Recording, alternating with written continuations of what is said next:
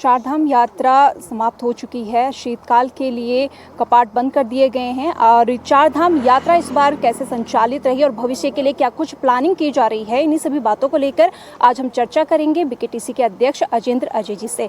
सबसे पहला सवाल तो सर यही कि इस बार की चारधाम यात्रा का संचालन कैसा रहा? देखिए, आप जानते हैं कि इस वर्ष प्राकृतिक आपदाओं का भी प्रकोप रहा है, लेकिन उसके बावजूद कुल मिलाकर कहें तो चारधाम यात्रा बहुत कुशलतापूर्वक संपन्न हुई। बाधाओं के बावजूद बहुत अच्छे से व्यवस्थाएं संचालित हुई। प्रदेश सरकार ने और माननीय मुख्यमंत्री जी ने निरंतर यात्रा व्यवस्थाओं की जिस प्रकार से मॉनिटरिंग करी, उसके कारण से जो भी श्रद्धालु तीर्थयात्री हमारे धामों में आए हैं उनकी सुखद और सुगम तरीके से यात्रा हुई है।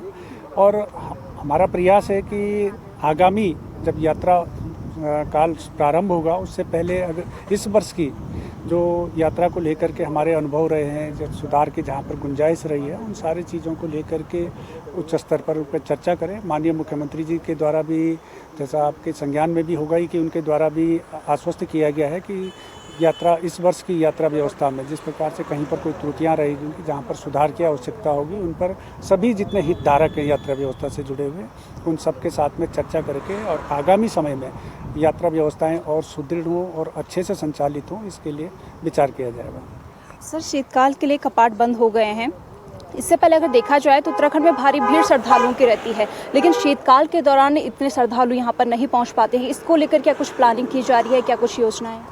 निश्चित रूप से प्रदेश सरकार के स्तर से भी शीतकालीन जो यात्रा है उसको लेकर के प्रयास किए जाते रहे हैं, और बद्रीनाथ केदारनाथ मंदिर समिति के स्तर से भी जो हमारे शीतकालीन गद्दी स्थल है वहाँ पर आधारभूत ढांचे के विकास के लिए, बुनियादी सुविधाओं के लिए, यात्री सुविधाओं के लिए हम प्रयास कर रहे हैं। इस क्रम में जैसे ऊखीमठ स्थित जो ओंकारेश्वर मंदिर है, बाबा केदारनाथ की जो शीतकालीन पूजा वहीं पर होती है, पंच केदारों की भी पूजा होती है, वहाँ पर मधमहेश्वर जी की भी डोली वहीं पर अवस्थित रहती है।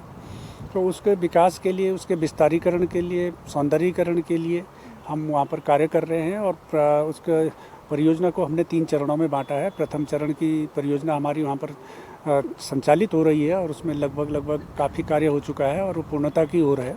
द्वितीय चरण के कार्य के लिए भी हम DPR डिज़ाइन तैयार कर रहे हैं, शीघ्र ही उस पर भी वहाँ पर निर्माण कार्य प्रारंभ हो जाएंगे। इसके अलावा इसी प्रकार से जैसे जोशीमठ स्थित नरसिंह मंदिर है, जहाँ पर बद्रीनाथ जी के कपाट बंद होने के पश्चात शंकराचार्य जी की गद्दी वहाँ पर पहुँचती है। योग ध्यान मंदिर है हमारा, जहाँ पर कुबेर जी और उद्धव जी की डोलियाँ अवस्थित होती हैं। इन सारे धामों को, इन सारे तीर्थस्थलों को विकसित करने के लिए हम प्रयास कर रहे हैं, कार्य योजना बना रहे हैं। प्रदेश सरकार के स्तर से भी माननीय मुख्यमंत्री जी द्वारा भी निरंतर प्रयास किया जा रहा है कि जो हमारी शीतकालीन यात्रा है वो अच्छे से संचालित हो, अधिक लोगों तक उनके बारे में, जो हमारे तीर्थ स्थल हैं उनके बारे में प्रचार प्रसार हो, इसके लिए योजना बन रही है। सर, प्राधिकरण बनाने की बात भी की जा रही थी, उसको लेकर क्या कुछ अपडेट?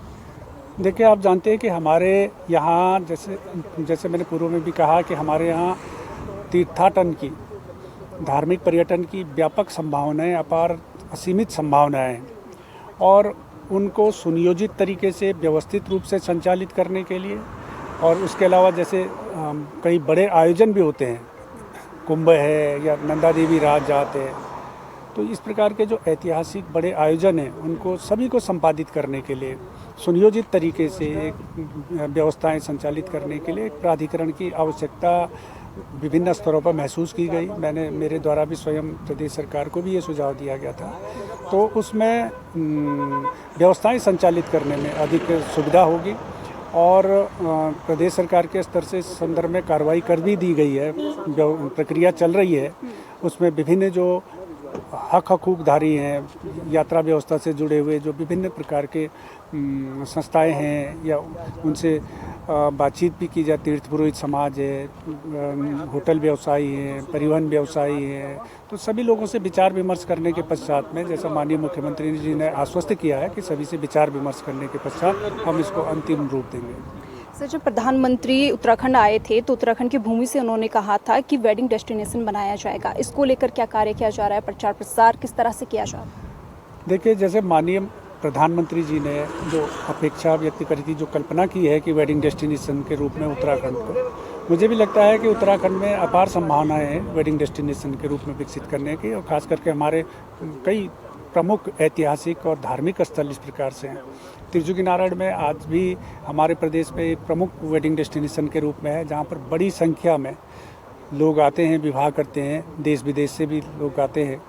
और वहाँ पर भी त्रिजुगी नारायण मंदिर के और अधिक उसको विस्तृत रूप देने के लिए हम प्रयास कर रहे हैं कि वहाँ पर जो मंदिर परिसर का विस्तारीकरण है, उसका सौंदर्यीकरण है, और वहाँ पर जो अन्य सुविधाएं हैं, यात्री सुविधाएं और व्यवस्थाएं हैं, उसको सुदृढ़ करने के लिए हम प्रयास कर रहे हैं। उसके लिए हम हमारे द्वारा DPR और डिजाइन इत्यादि तैयार किए जा रहे हैं। इसी प्रकार से जो ऊखीमठ है, जैसे मैंने पूर्व में भी चर्चा करी कि ऊखीमठ स्थित जो ओंकारेश्वर मंदिर है, वहाँ पर भी हम प्रयास कर रहे हैं कि उसको भी वेडिंग डेस्टिनेशन के रूप में विकसित करें। उसके लिए हम कार्य कर रहे हैं। वो परियोजना हमारे अभी वहाँ पर उस पर कार्य चल भी रहा है, संचालित हो रहा है। तो इस प्रकार से अन्य भी स्थान हैं जिनके बारे में हम विचार कर रहे हैं कि उनको वेडिंग डेस्टिनेशन के रूप में विकसित करें हम। जी, धन्यवाद सर। तो हमारे साथ थे BKTC के अध्यक्ष अजेंद्र अजय जी, जिनका कहना है कि चार धाम को लेकर कई व्यवस्थाएं जो है वो की गई थी और आने वाले समय में कई प्लानिंग वो कर रहे हैं ताकि जो चार धाम यात्रा है उनमें और सुधार किया जाए और यात्रियों को और ज़्यादा सुविधा मुहैया कराया जाए। साथ ही साथ वेडिंग डेस्टिनेशन को लेकर जो प्रधानमंत्री ने बात कही थी कि उत्तराखंड को वेडिंग डेस्टिनेशन बनाया जाएगा, इसको लेकर भी लगातार कार्य किए जा रहे हैं। और न केवल त्रिजुगी नारायण को वेडिंग डेस्टिनेशन के रूप में विकसित किया जा रहा है, बल्कि अन्य मंदिर जैसे ओंकारेश्वर मंदिर हो गया, कालीमठ मंदिर हो गया, इनको भी वेडिंग डेस्टिनेशन के रूप में विकसित करने की प्लानिंग की जा रही है। कैमरा पर्सन मनवर रावत के साथ प्रदीप तरमोला, केदारनाथ।